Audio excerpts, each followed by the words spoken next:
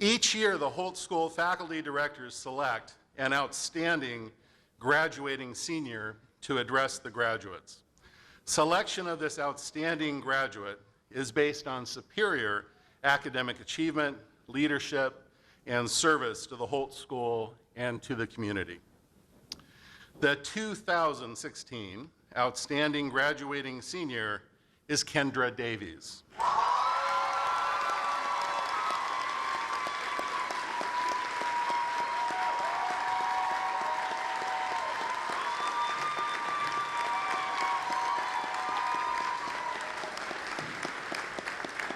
Mrs. Rebecca Wilson, Chair of the Hamilton Holt School Board of Advisors, will present the award. Kendra is graduating summa cum laude with an organizational behavior major. She has been an exceptionally engaged member of the Rollins community, serving among other roles as the dental chair of the Global Medical Brigades, member of the Academic Honor Council's Safe Zone facilitator, and participant in the Leadership Ally 2015 program cohort, where she represented Rollins at the Social Justice Training Institute at DePaul University. Please join me in recognizing Kendra Davies as the 2016 Outstanding Graduating Senior.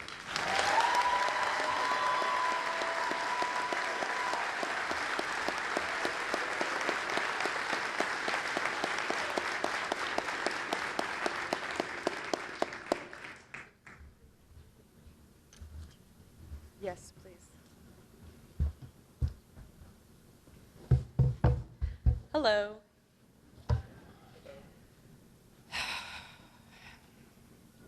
My fellow graduates, honored guests, my family's already crying. Like, I haven't even started yet. They're gonna make me cry. I'm sorry in advance. I'll begin again. My fellow graduates, honored guests, esteemed professors, and Holt School administrators and staff, it is a privilege and an honor to stand before you today.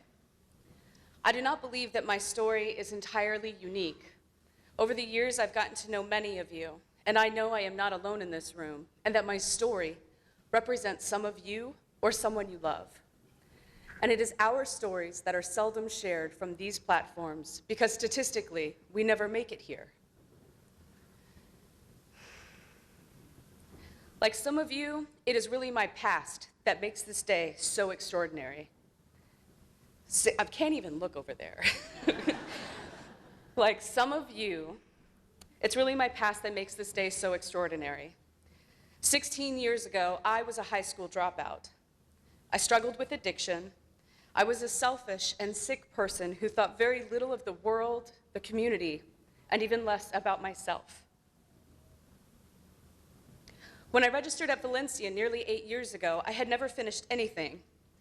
I believe they call it a non-traditional student, which I've come to realize is really a euphemism for older, focused, here on purpose.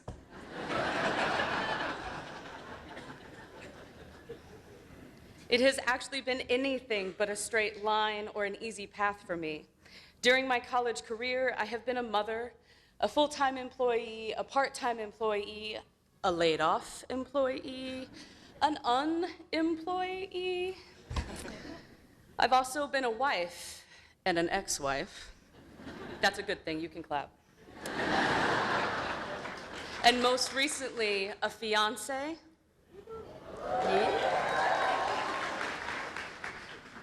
And an entrepreneur. Really, I am just another Holt student dealing with competing priorities. But if you were to ask me how I got here, I would say that the journey began at least 16 years ago, and the themes have been consistent: growth, grace, and grit. Growth happens outside the comfort zone, so by definition, it's uncomfortable. Author Anne Lamott calls doing the things that make us uncomfortable weight training for life. In my own experience, I have seldom had great joy without equally great, messy, awful pain. In fact, each of the things that I am proudest of in my life began with an impossibility, something that I did not think I could do or that I did not think was possible. A short list of things that I've accomplished that I think most of you can relate to is going back to college, passing college algebra, kind of, statistics, twice, successfully submitting my poetry to be published in an actual literary journal. That happened. That's a true thing. Non-traditional is looking pretty good. Growth is about building up your tolerance for failure and risk. It is not just in those things that are graded or measured. It has already happened for you many times in life, and it will continue to happen far beyond today.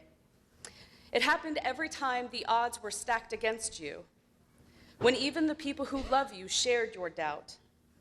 It happened in every moment you decided to look at what Dr. Brene Brown, author and research professor from the University of Houston, calls the gremlins in your mind who said you're not smart enough, you're not good enough. And you replied, maybe, but I'm gonna try anyway. So if what you want to do next in your life is write a book, get a PhD, be an actress, forgive someone, or start a business, our own combined experience indicates it is often only a little bit of willingness and a single step outside of your comfort zone that stands between you and the thing that you want. The rest is grace and grit.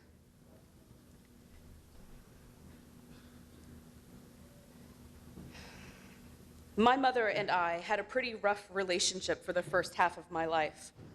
But when I hit rock bottom and burned all the bridges I had, she was there, as usual. And I'll continue with another Brene Brown quote, because let's face it, she's like the Shakespeare of vulnerability and growth. She said, grace is the whisper when you're standing in front of the dark that says, I can't make this less scary for you, but I can remind you that you've walked through it before. My experience has been that you don't need grace until you get it. My mother was living in Germany at the time, and she agreed to let me come live with her under two conditions: that I get my GED and that I go back to college, or go to college for the first time when I get there. And although I often felt behind in life, it was my mother who always said, you are right on time. So I got my GED and became a college student for the first time at the University of Maryland in Wiesbaden, Germany, and that was in 2001. And even though I dropped out after only 2 semesters, my mother and I had 3 wonderful years together, traveling all over Europe, eating amazing food, and laughing. And just as I was starting to appreciate her in a way that I had never experienced before, our time was cut short when she was diagnosed with stage 4 small cell lung cancer. She was given only a 10% chance of living a year from her diagnosis, and because my mother is a relentless and stubborn woman, she lived 363 days. For each of those days, I was her caretaker.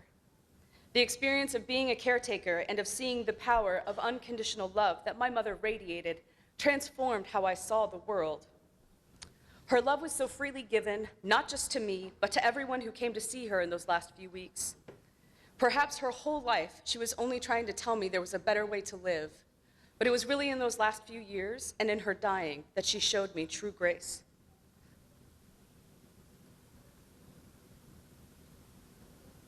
There she was, despite all of the horrible things that I had done in my life, and she still believed that I was worthy and deserving of love. Her last wish was for me to be happy, and it would, quote, make her happy if my happy included graduating from college. Happy Mother's Day, Mom.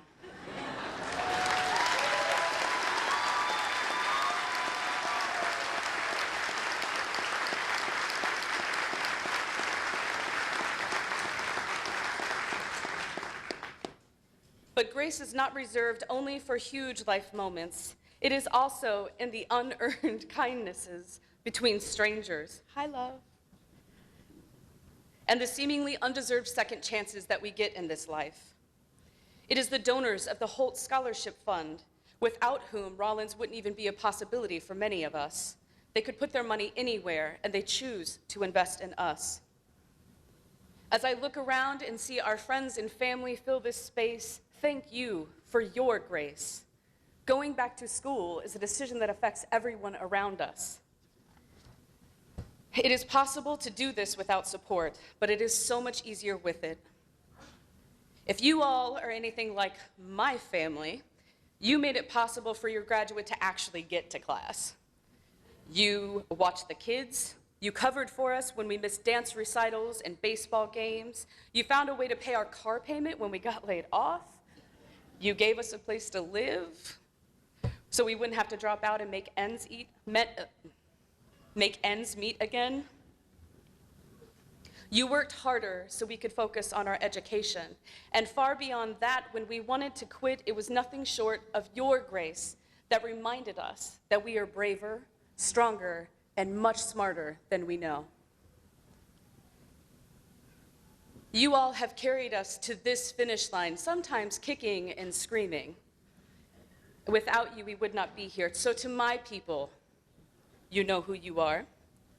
And to all of the friends and family here today who know and understand what I am talking about, I say thank you. Grit is defined as courage and resolve, strength of character. In the field of positive psychology, grit correlates to success twice as much as IQ. In short, growth leads to grit. And I believe it is contagious. Whether you realized it up to now or not, showing up is grit. I've watched some of you face your worst fears of public speaking and felt deep admiration as you spoke your words, voice shaking and so brave. Some of you took a dance class in the fall because you wanted an easy class. Yeah, and then you learned you would have to perform in Attitudes, the fall dance showcase. I attended those performances, and I watched in awe as you faced your and my biggest fear of being seen. I watched your bodies of all shapes and sizes and ages, beautiful and rhythmic. You, my friends, are a bold and gritty bunch, and I have been inspired by what I've seen you do here. Keep showing up. It facilitates your own growth, and it is a beacon of light to anyone struggling to find their own grit. To the faculty and staff who have been living examples of how to advocate for those with no voice, to be an ally, and to stand up in the face of injustice, thank you for demonstrating what grit is and how to practice it. In Dr. Lisa Tillman's incarceration and inequality class, I had the opportunity to advocate for better laws and resources for the mentally ill in the corrections system in front of actual state representatives. I have never had a class that challenged me as this class did, but I was encouraged and inspired by Dr. Tillman's work, and because she believed, I believed. In Dr. Lori Coffey's documented investigation class, I wrote a medical narrative about my mother's passing, and it was the first time since she died that I had told the whole story from my perspective. These are just two examples, but by no means the only, of instances where my experience at Rollins became more than just earning a degree. It was making me a better person. There have been many a Rollins professor who have dropped the gauntlet at my feet, and I am grittier for rising to meet their challenge. I believe the greatest disservice that we do to ourselves and to each other is not celebrating how absolutely magnificent we are. For us, the gremlin in our minds might protest, why should I celebrate now what I should have done 10 or 20 years ago? For me, being on this stage is a miracle. It defies all of the odds. It is the culmination of a million tiny choices to try.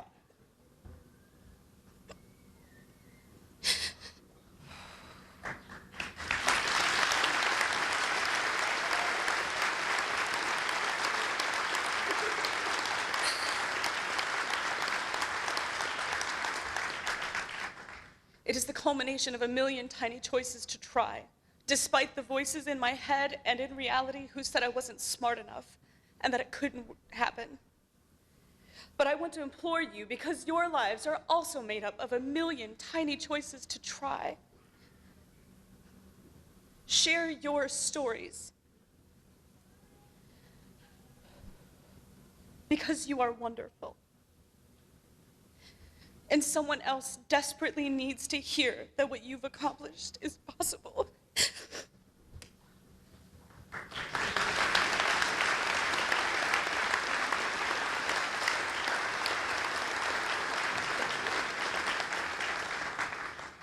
Even when my mother said she wanted me to graduate from college, I'm sure at the time she meant just pass. The bar was low.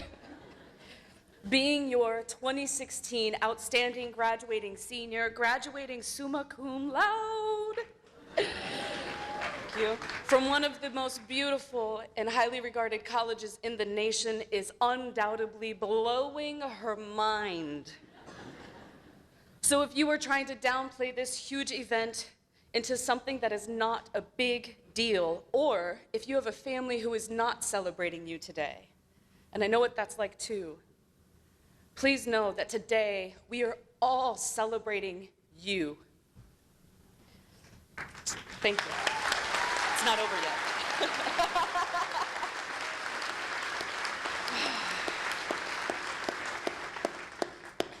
To this graduating class of 2016, for your growth, your grace, your grit, I ask that you do not play small today or ever again.